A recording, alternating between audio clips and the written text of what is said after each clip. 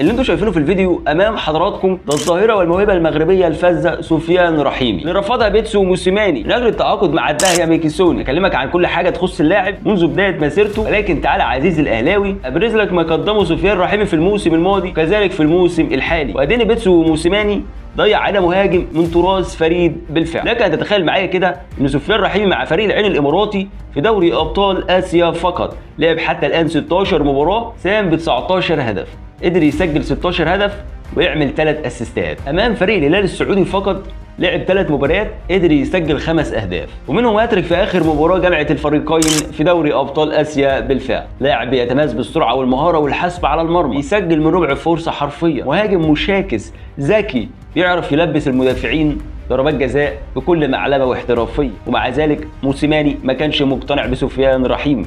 سفيان رحيمي في الموسم الحالي فقط في جميع المشاركات سواء على مستوى الانديه والمنتخبات قدر يسجل في اولمبياد باريس مع منتخب اسود الاطلس 8 اهداف وحصد جائزه افضل لاعب في البطوله.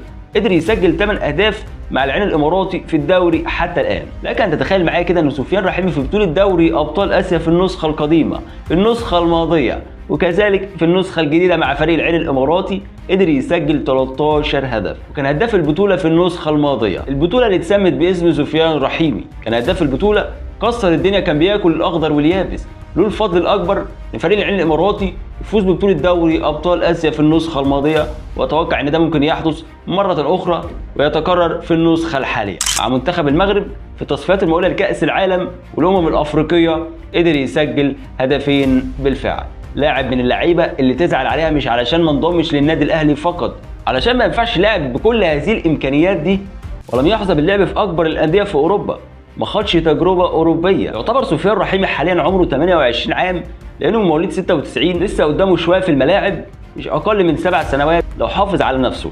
سفيان رحيمي اتولد في الدار البيضاء وعائلته كانت مرتبطه بفريق الرجاء المغربي بشكل كبير جدا، محبين لهذا النادي خصوصا والد سفيان رحيمي. ابتدى مع فريق الرجاء من عام 2017 حتى موسم 2021، وقدر يسجل مع فريق الرجاء المغربي في كأس الكونفدرالية الأفريقية في عام 2018 4 أهداف، وكان منهم هدفين حاسمين في المباراة النهائية أمام فيتا كلوب في الدار البيضاء.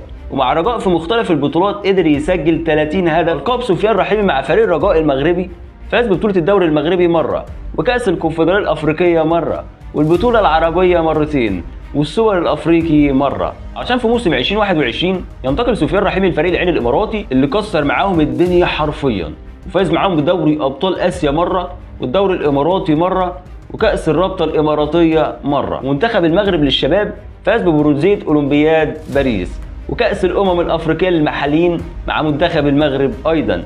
لاعب ما شاء الله في ليفل عالي جدا، بيسجل من كل حته حرفيا، برأسه شغال بقدمه اليمنى بقدمه اليسرى من داخل وخارج ال 18، وده فعلا المهاجم اللي بتتوافر فيه كل مقومات المهاجم السوبر بالفعل. ومع ذلك المدرب الجنوب افريقي بيتسو موسيماني رفضه وفضل عليه ميكيسوني اللي رحل عن النادي الاهلي وما لعبش مباراتين على بعض، وكانت صفقه فاسده بالفعل.